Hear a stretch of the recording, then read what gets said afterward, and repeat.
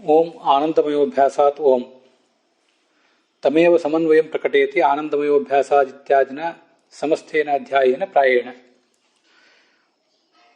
ಆನಂದಮಯ ಅಧಿಕರಣ ನಾವೀಗ ಅವಲೋಕಿಸ್ಲಿಕ್ಕೆ ತೊಡಗಿದ್ದೇವೆ. ಹಿಂದೆ ತತ್ವ ಸಮನ್ವಯಾತ್ ಅಂತ ಸೂತ್ರದಲ್ಲಿ ಉಪಕ್ರಮ ಉಪಸಂಹಾರ ಇತ್ಯಾದಿ ಲಿಂಗಗಳ ಮೂಲಕ ವಿಷ್ಣುವೇ ಜಗತ್ಕರ್ತ ಅಂತ ತಿಳಿದು ಬರ್ತದೆ ಅಂತ ಏನು ಹೇಳಿದ್ದಾರೆ, ಸಂಕ್ಷಿಪ್ತವಾಗಿ ಅದನ್ನು ಹೇಳಿದ್ದಾರೆ. ಅದನ್ನ ಈಗ ಈ ಅಧ್ಯಾಯದಲ್ಲಿ ಹೆಚ್ಚು ಕಡಿಮೆ ಅದೇ ವಿಷಯವನ್ನೇ ಹೇಳ್ತಾರೆ. ಎಲ್ಲಿಯಾದರೂ ಕೆಲವು ಕಡೆ ಒಂದೆರಡು ವಿಷಯಗಳು ಬೇರೆ ಏನಾದರೂ ಬಂದಿರಬಹುದು ಅಂತ ಇಷ್ಟು ಬಂದಿದೆ. ಅಲ್ಲಿ ನಾವು ಮೊದಲು ತತ್ವಪ್ರಕಾಶಿಕ ನೋಡ್ತಾ ಇದ್ದೇವೆ. ಆ ತತ್ವಪ್ರಕಾಶಿಕದಲ್ಲಿ ಸಮಸ್ತೇನ ಅಧ್ಯಾಯೇನ ಚತುರ್ಥಪಾದೇತು ನ ಸಮನ್ವಯ ಇತ್ಯೇತದ ಅಶ್ರದ್ಧೇಯಂ ಇತಿ ಭಾವೇನ ಮುಕ್ತಂ ಸಮಸ್ತೇನ ಇತಿ. 1ನೇ ಅಧ್ಯಾಯದ 4ನೇ ಪಾದದಲ್ಲಿ ಈ ಶಬ್ದಗಳ ಸಮನ್ವಯವನ್ನು ಹೇಳ್ತಾ ಇಲ್ಲ ಅಂತ ಕೆಲವರು ಅಭಿಪ್ರಾಯಪಟ್ಟರೆ ಅದನ್ನು ನಿರಾಕರಿಸಿದ್ದಾರೆ. ಅದು ಸ್ವೀಕಾರಕ್ಕೆ ಯೋಗ್ಯ ಅಲ್ಲ. ಸಮಸ್ತ ಅಧ್ಯಾಯವು ಕೂಡ ಹೇಳ್ತದೆ. ದೇವತಾಧಿಕರಣ, ಅಪಶೂದ್ರಾಧಿಕರಣ ಹೀಗೆ ಕೆಲವು ಒಂದೆರಡು ವಿಷಯಗಳನ್ನು ಹೊರತುಪಡಿಸಿದರೆ ಸಮಸ್ತ ಅಧ್ಯಾಯವು ಕೂಡ ಭಗವಂತನ ವಿಷ್ಣುವಿನ ಸರ್ವಕರ್ತೃತ್ವವನ್ನು ಅವನು ಶಾಸ್ತ್ರ ಪ್ರತಿಪಾದ್ಯ ಅಂತ ಅನ್ನೋದನ್ನೇ ಹೇಳ್ತಾ ಇದೆ ಅಂತ ಇಷ್ಟಾಗಿದೆ. ಅಲ್ಲಿ ಉಕ್ತಮೇವ ಉಪಕ್ರಮಾದಿ ಅನ್ವಯಾತ್ ಸಮ್ಯಕ್ ನಿರೂಪಣಂ ಶಾಸ್ತ್ರೀಯ ಶಬ್ದಾಣ ಪ್ರತಿವಾಕ್ಯ ಗ್ರಹಣೇನ ಪ್ರಕಟಯತಿ ಅಂತ ಹೀಗೆ ಬಂದಿದೆ. ಅದಕ್ಕೆ ಸಮನ್ವಯ ಅಂದರೆ ಉಪಕ್ರಮ ಉಪಸಂಹಾರ ಇತ್ಯಾದಿ ಲಿಂಗಗಳು ಅಂತ ಅರ್ಥ ಹೇಳಿದ್ದೆ. ಅದು ಹಿಂದೆ ಬಂದಿದ್ದ ಅರ್ಥವೇ. ಈಗ ನಿನ್ನೆ ಪಾಠ ಹೇಳಿದಾಗ ಅದರಲ್ಲಿ ಭಾವದೀಪ ಮೊದಲಾದ ಟಿಪ್ಪಣಿಗಳನ್ನು ನಾವು ಗಮನಿಸಿರಲಿಲ್ಲ. ಅದನ್ನು ಸ್ವಲ್ಪ ಗಮನಿಸಬೇಕು. ಉಪಕ್ರಮೇತಿ ಅನ್ವಯ ಶಬ್ದ ಅತ್ರ ಕರ್ಣವ್ಯುತ್ಪತ್ತ್ಯ ವಾಕ್ಯಾನಾಂ ಶಕ್ತಿ ತಾತ್ಪರ್ಯ ವಿಷಯೇಣ ಸಂಬಂಧರೂಪ ಅನ್ವಯ ಜ್ಞಾಪಕಪರಃ ತಥಾ ಚ ರೂಪಾತ್ ಅನ್ವಯಾತ್ ಅನ್ವಯ ಜ್ಞಾಪಕಾದಿತ್ಯರ್ಥ ಅಂತಿದೆ. ಅದನ್ನು ಹಿಂದೆ ನಾವು ನೋಡಿದ ವಿಷಯನೇ ಇಲ್ಲಿ ರಾಘವೇಂದ್ರ ಸ್ವಾಮಿ ಹೇಳಿದ್ದನ್ನು ಗಮನಿಸಬೇಕಷ್ಟೆ. ಅನ್ವಯ ಅಂತೇನು ಶಬ್ದ ಇದೆ, ಅದು ಕರ್ಣ ವ್ಯುತ್ಪತ್ತ್ಯ. ಅನ್ವಯಕ್ಕೆ ಯಾವುದು ಕರಣವೋ, ಅನ್ವಯ ಅಂದರೆ ಶಬ್ದಗಳನ್ನು ಸಮನ್ವಯ ಮಾಡಿ ತಿಳ್ಕೊಳ್ಳುವುದು, ಅದಕ್ಕೆ ಯಾವುದು ಕರಣವೋ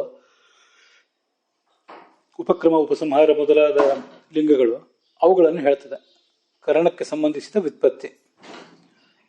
ಆದ್ದರಿಂದ ವಾಕ್ಯಾನಾಂ ಶಕ್ತಿ ತಾತ್ಪರ್ಯೇಣ, ಈ ವಾಕ್ಯಗಳು ಪ್ರತಿಯೊಂದು ವಾಕ್ಯ ಶಬ್ದ ನಮ್ಮ ಕಣ್ಮುಂದೆ ಏನಿರ್ತದೆ ಅವುಗಳಿಗೇನು ಶಕ್ತಿ, ಅವುಗಳಿಗೇನು ತಾತ್ಪರ್ಯ ಅಂತ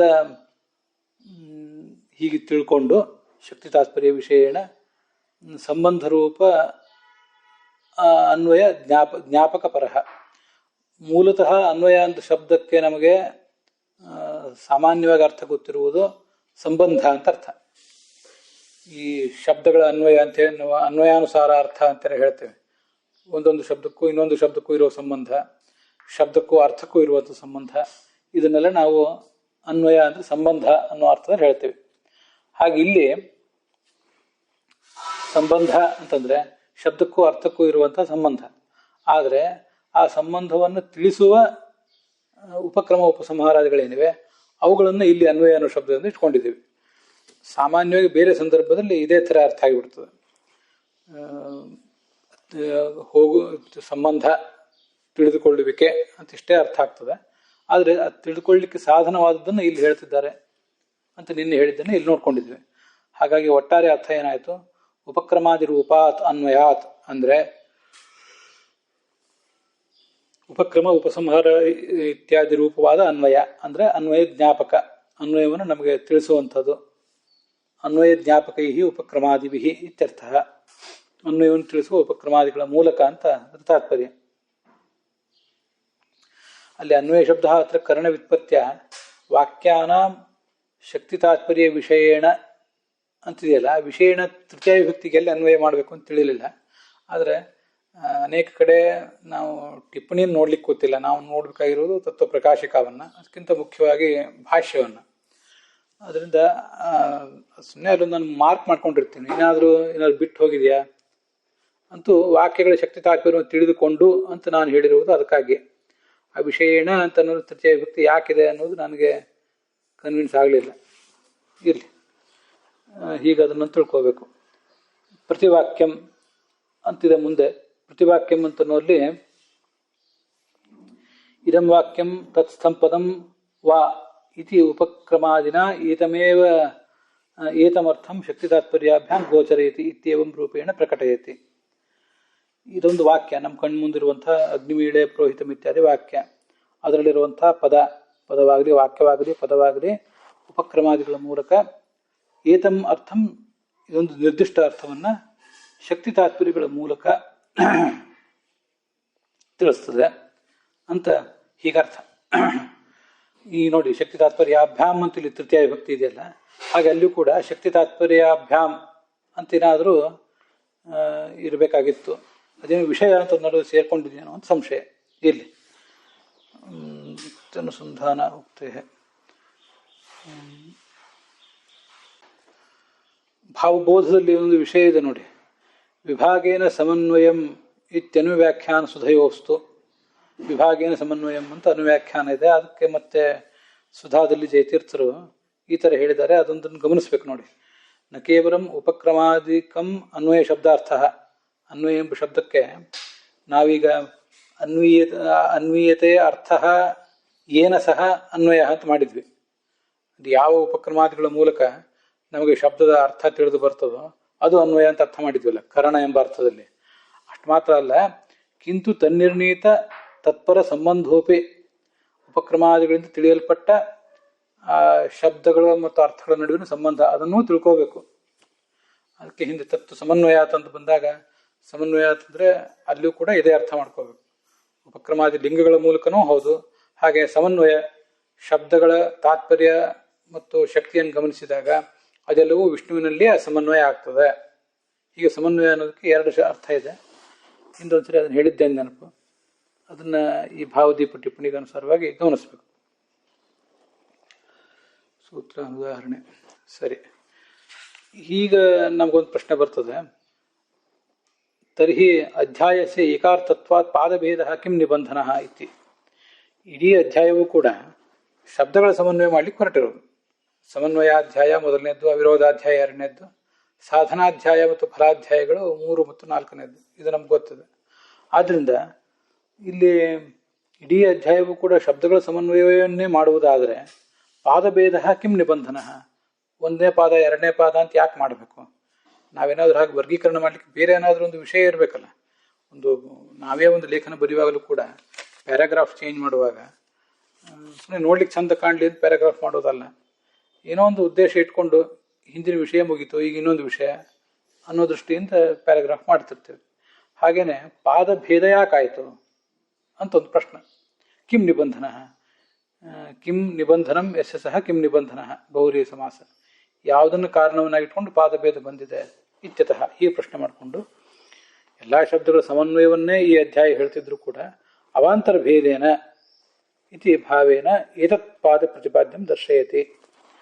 ಅವಾಂತರ ಭೇದ ಇದೆ ಅಲ್ಲಿ. ಶಬ್ದಗಳು ಅನೇಕ ರೀತಿಯ ಶಬ್ದಗಳಿವೆ. ಅವುಗಳ ಅಂಥ ಶಬ್ದಗಳ ಸಮನ್ವಯವನ್ನು ತಿಳಿಸುವುದು, ಭಿನ್ನ ಭಿನ್ನ ಶಬ್ದಗಳ ಸಮನ್ವಯವನ್ನು ತಿಳಿಸುವುದು ಭಿನ್ನ ಭಿನ್ನ ಪಾದಗಳ ಕೆಲಸ. ಇದು ಇಲ್ಲಿ ಮಾತ್ರ ಅಲ್ಲ, ಮುಂದೆನೂ ಕೂಡ ಅವಿರೋಧಾಧ್ಯಾಯ, ಫಲಾಧ್ಯಾಯ ಮತ್ತು ಸಾಧನಾಧ್ಯಾಯದಲ್ಲೂ ಕೂಡ ಭಕ್ತಿಪಾದ ಮತ್ತು ಹೀಗೆಲ್ಲ ಬೇರೆ ಬೇರೆ ಪಾದಗಳನ್ನು ಹೇಳ್ತಿರ್ತಾರೆ. ಅದಕ್ಕಾಗಿ ಅಲ್ಲೆಲ್ಲ ಕಡೆನೂ ಕೂಡ ಪಾದಭೇದ ಮಾಡಲಿಕ್ಕೆ ಆ ಅಧ್ಯಾಯದ ಅವಾಂತರ ವಿಷಯವನ್ನು ತಿಳಿಸುವುದು ತಾತ್ಪರ್ಯ ಆಗಿರ್ತದೆ. ಪಾದಭೇದೇನ ಇತಿ ಭಾವೇನ, ಹೀಗೊಂದು ಅಭಿಪ್ರಾಯ ಇಟ್ಕೊಂಡು ಏತತ್ ಪಾದ ಪ್ರತಿಪಾದ್ಯಂ. ಹಾಗಾದರೆ ಮೊದಲನೇ ಪಾದದಲ್ಲಿ ಏನು ಮಾಡ್ತಾರೆ? 4 ಪಾದಗಳು ಭಿನ್ನ ಭಿನ್ನ ವಿಷಯಗಳನ್ನು ಹೇಳುವುದಾದರೆ ಮೊದಲನೇ ಪಾದ ಏನು ಮಾಡ್ತದೆ ಅಂದರೆ, ಪ್ರಾಯೇಣ ಅನ್ಯತ್ರ ಪ್ರಸಿದ್ಧಾನಾಂ ಶಬ್ದಾನಾಂ ಪರಮಾತ್ಮನ ಸಮನ್ವಯ ಪ್ರದರ್ಶ್ಯತೆ.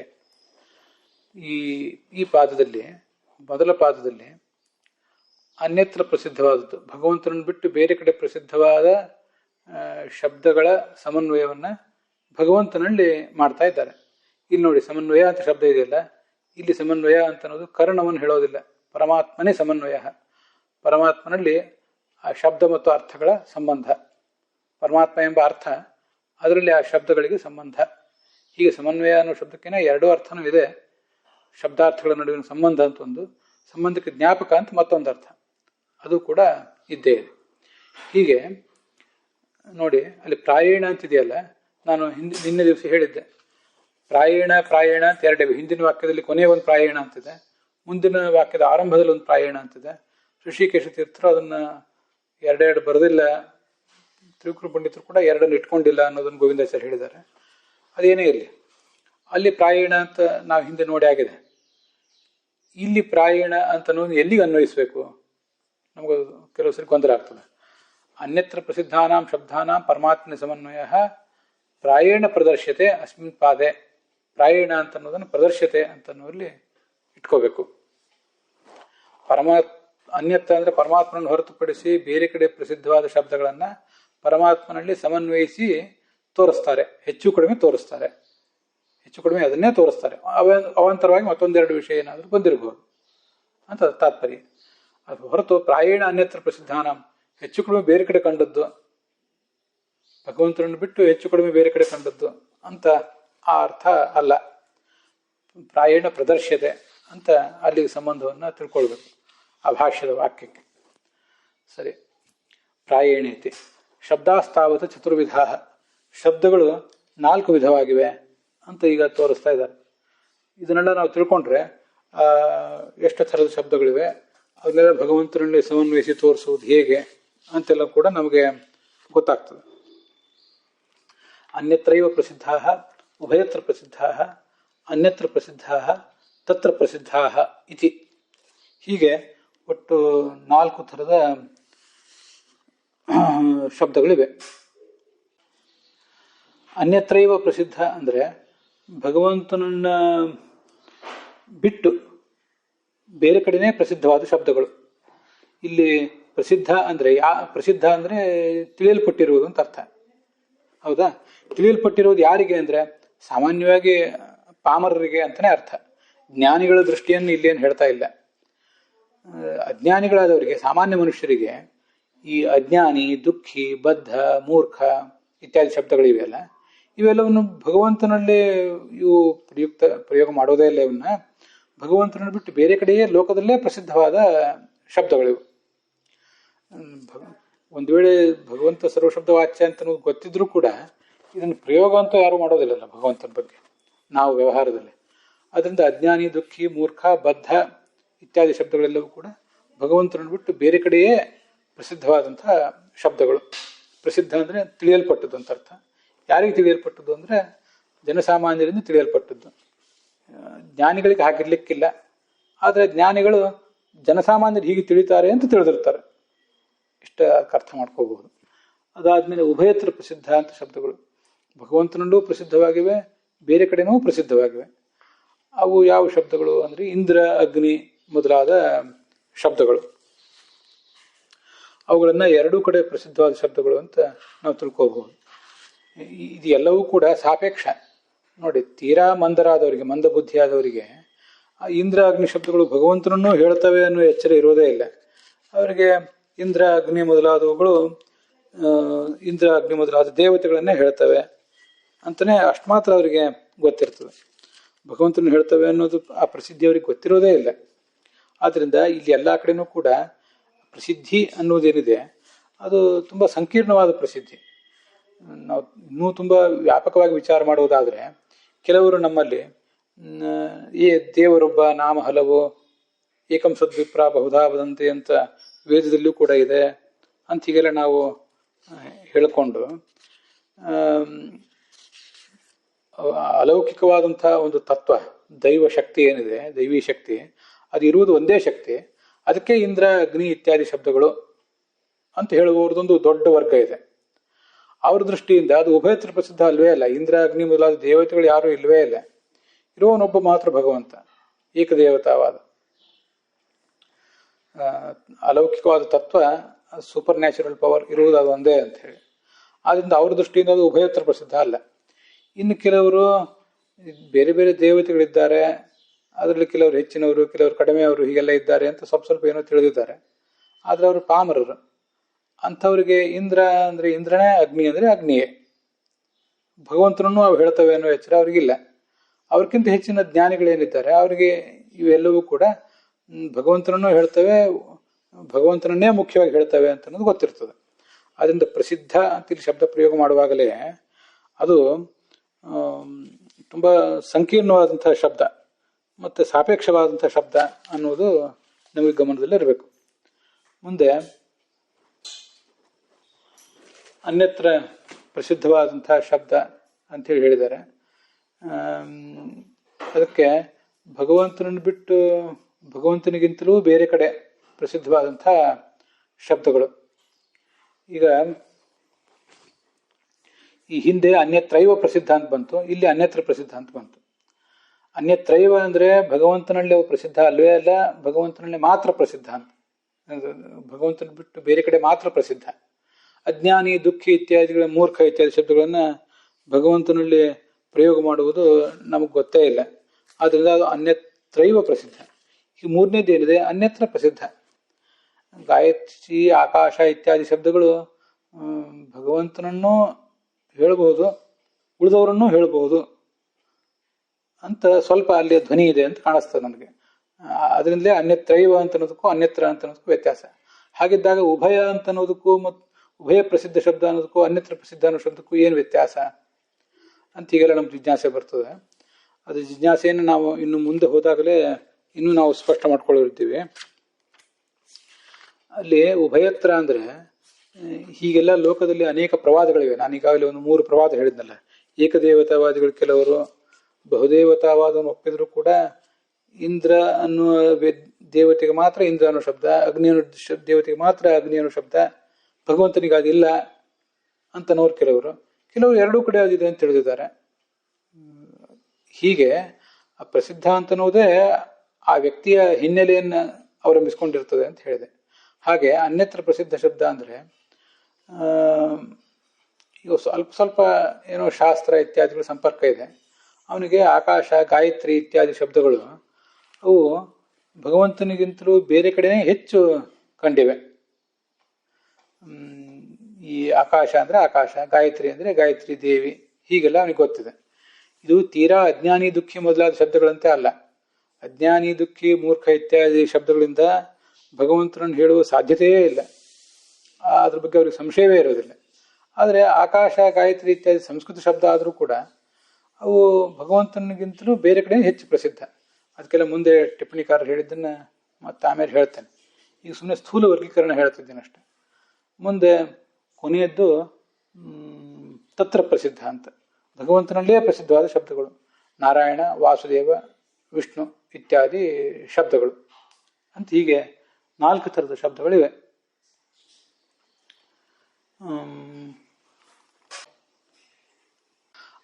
ಅನ್ಯತ್ರೈವ ಪ್ರಸಿದ್ಧ ಅನ್ನೋದು ಹೇಗೆ, ಅದನ್ನು ಆಚಾರ್ಯ ಮುಂದೆ ಸಮನ್ವಯ ಮಾಡಿ ತೋರಿಸ್ತಾರೆ. ಉಪನಿಷತ್ ಭಾಷೆ ಇತ್ಯಾದಿ ಕಡೆಗಳಲ್ಲೂ ಬಂದಿದೆ ಅದು. ಬದ್ಧೋ ಬಂಧಾದಿ ಹೇತುತಃ, ದುಃಖಿ ಅಂದ್ರೆ ದುಃಖವನ್ನು ನಮಗೆ ಕೊಟ್ಟವನು ಅಂತ ಅರ್ಥ. ದುಃಖಿ ಅಂದ್ರೆ ತಾನು ದುಃಖ ಉಳ್ಳವನು ಅಂತ ಅರ್ಥ ಆಗಬೇಕಾಗಿಲ್ಲ, ದುಃಖವನ್ನು ಕೊಟ್ಟವನು ಅಂತ ಅರ್ಥ. ಆದರೆ ಅಜ್ಞಾನಿ ಅಂದ್ರೆ ಅಜ್ಞಾನವನ್ನು ನಮಗೆ ಕೊಟ್ಟವನು, ದುಃಖ ಕೊಟ್ಟವನು. ಹಾಗೆ ಬದ್ಧ ಅಂದ್ರೆ ಬಂಧವನ್ನು ನಮಗೆ ಕೊಟ್ಟವನು. ಈ ಎಲ್ಲ ಅರ್ಥಗಳು ಜನಸಾಮಾನ್ಯರಿಗೆ ತಿಳಿಯೋದಿಲ್ಲ. ಅವರು ಅಜ್ಞಾನಿ ಅಂದ್ರೆ ಅಜ್ಞಾನ ಉಳ್ಳವನು, ಯಾರು ಅಜ್ಞಾನದಿಂದ ಬಳಲ್ತಾ ಇದ್ದಾನೆ, ಅಜ್ಞಾನವನ್ನು ಪಡ್ಕೊಂಡು ಸಮುಗ್ಧನಾಗಿದ್ದಾನೆ ಅವನನ್ನು ಹೇಳ್ತಿದೆ. ದುಃಖದಿಂದ ಯಾರು ತತ್ತರಿಸಿದ್ದಾರೆ ಅಂಥವನ್ನೇ ಹೇಳ್ತೇವೆ ಅಂತ ಅವ್ರಿಗೆ ಗೊತ್ತಿದೆ. ಆದ್ರಿಂದ ಈ 4 ಕಡೆಯೂ ಕೂಡ ಪ್ರಸಿದ್ಧ ಅಂತ ಶಬ್ದ ಬಂದಾಗ ತಿಳಿಯಲ್ಪಟ್ಟದ್ದು ಅಂತ ಅರ್ಥ, ವೆಲ್ ನೋನ್ ಅಂತ ಅರ್ಥ. ಮತ್ತೆ ಪ್ರಯೋಗ ಮಾಡುವುದು ಅಂತಲೂ ಅರ್ಥ ಆಗ್ಬಹುದು. ಅದೆಲ್ಲವೂ ಕೂಡ ಸಾಪೇಕ್ಷ. ಪಂಡಿತರು, ಪಾಮರರು, ಆಮೇಲೆ ಬಹಳ ದೊಡ್ಡ ಜ್ಞಾನಿಗಳು, ಸಣ್ಣ ಸಣ್ಣ ಜ್ಞಾನಿಗಳು, ಹೀಗೆ ಎಲ್ಲವೂ ಶಬ್ದಗಳು ಸಾಪೇಕ್ಷನೇ ಆಗ್ತವೆ. ತತ್ವಪ್ರಕಾಶಿಕದಲ್ಲಿ ಮುಂದೆ ಇನ್ನೊಂದು ವಿಷಯ ಇದೆ. ಸರ್ವೇಪಿ ನಾಮಲಿಂಗಾತ್ಮಕತೆಯ ಪ್ರತ್ಯೇಕಂ ದ್ವಿವಿಧ.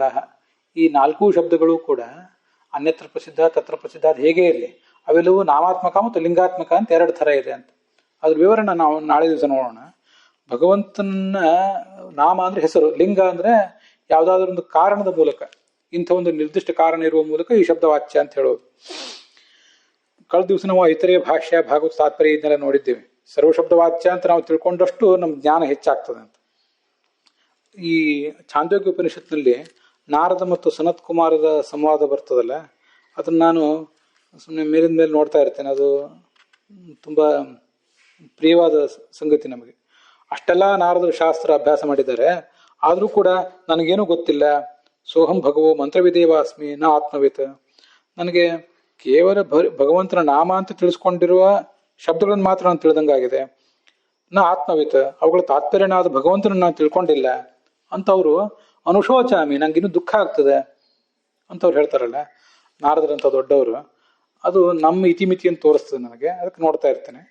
ಅಲ್ಲಿ ಮುಂದೆ ಒಂದು ಕಡೆ ಛಾಂದೋಗ್ಯ ಉಪನಿಷತ್ ಭಾಷ್ಯದಲ್ಲಿ ವಿಷ್ಣೋರ್ ನಾಮ ಯಥೋ ವಿದ್ಯಾ ಸರ್ವನಾಮೇತ್ಯತಸ್ಮೃತಃ ಅಂತ ಹೀಗೊಂದಿದೆ. ನಾಮಾಭಿಮಾನಿಯಾದಂಥ ಉಷಾದೇವಿಯನ್ನು ನಾವು ಇಲ್ಲಿ ಈ ಸಂದರ್ಭದಲ್ಲಿ ನೆನಪು ಮಾಡ್ಕೊಳ್ಬೇಕು. ನಾಮಾಭಿಮಾನಿನಿ ಚೋಷ ತಸ್ಯಾಂ ಬ್ರಹ್ಮ ಪರಂ ಸ್ಮರೇತ್. ಇದು ಬೇಸ್. ನಾವು ಈ ಶಬ್ದಗಳನ್ನು ನೋಡ್ಲಿಕ್ಕೆ ಹೊರಟಿರುವವರಿಗೆ ಸಕಲ ನಾಮಗಳಿಗೂ ಕೂಡ ಈ ಉಷಾದೇವಿ ಅಭಿಮಾನಿನಿ ಆಗಿದ್ದಾಳೆ. ಎಲ್ಲ ವಿದ್ಯೆಗಳು ಕೂಡ ಮಹಾಭಾರತ, ಭಾಗವತ, ವೇದ ಎಲ್ಲವೂ ಕೂಡ ಭಗವಂತನ ನಾಮಗಳಾದ್ರಿಂದ ಅವನನ್ನು ಸರ್ವನಾಮ ಅಂತಾರೆ ಭಗವಂತನನ್ನ. ಅಥವಾ ಅದಕ್ಕೊಂದು ಋಷಿಕೇಶ ತೀರ್ಥರ ಪಾಠಾಂತರ ಹೇಳಿದ್ದಾರೆ ಗೋವಿಂದಾಚಾರ್ಯರು. ಸರ್ವನಾಮೇತ್ಯತಃ ಅಂತ ಈಗಿರುವ ಪಾಠ. ಸರ್ವಾಹ ನಾಮೇತ್ಯತಃ ಸ್ಮೃತಾಹ ಅಂತ ಗೋವಿಂದಾಚಾರ್ಯ ಹೇಳಿರೋದು. ಪ್ರತಿಯೊಂದು ಕೂಡ ನಾಮವೇ ಭಗವಂತನ ಕುರಿತಾಗಿ. ಅದ್ರ ಬಗ್ಗೆನೂ ಮುಂದೆ ಬರೋದಿದೆ. ಒಂದು ನಾಮ ಒಂದು ಲಿಂಗ ಅಂತ ಹೇಗೆ ವರ್ಗೀಕರಣ ಮಾಡ್ತೀರಿ? ಭಗವಂತನಿಗೆ ನಮಗಾದ್ರೆ ಒಂದು ಹೆಸರಿಟ್ಟಿರ್ತಾರೆ ಯಾರೋ, ಅದು ನಮ್ಮಲ್ಲಿ ಒಂದು ಕಾರಣಪೂರ್ವಕವಾಗಿ ನಮಗದು ವಾಚಕ ಆಗಬೇಕಾಗಿಲ್ಲ. ಆದರೆ ಭಗವಂತನಿಗೆ ಮಾತ್ರ ಪ್ರತಿಯೊಂದು ಕೂಡ ಗೌಣ ಶಬ್ದ, ಅದು ಗುಣವಾಚಕವಾದ ಶಬ್ದ, ಸುಮ್ಮನೆ ವ್ಯರ್ಥವಾದ ಹೆಸರು ಯಾವುದೂ ಅಲ್ಲ ಭಗವಂತನಿಗೆ.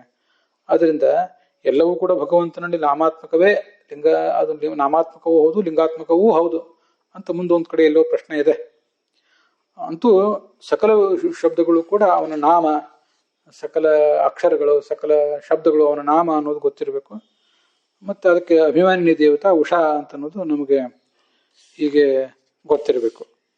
ಅದಕ್ಕಾಗಿ ಇದೊಂದು ವಿಷಯ ಆರಂಭದಲ್ಲಿ ಹೇಳಿದೆ. ಅಲ್ಲಿಗೆ ಇವತ್ತಿನ ಈ ಭಾಗ ಸಮಾಪ್ತ ಆಗಿದೆ.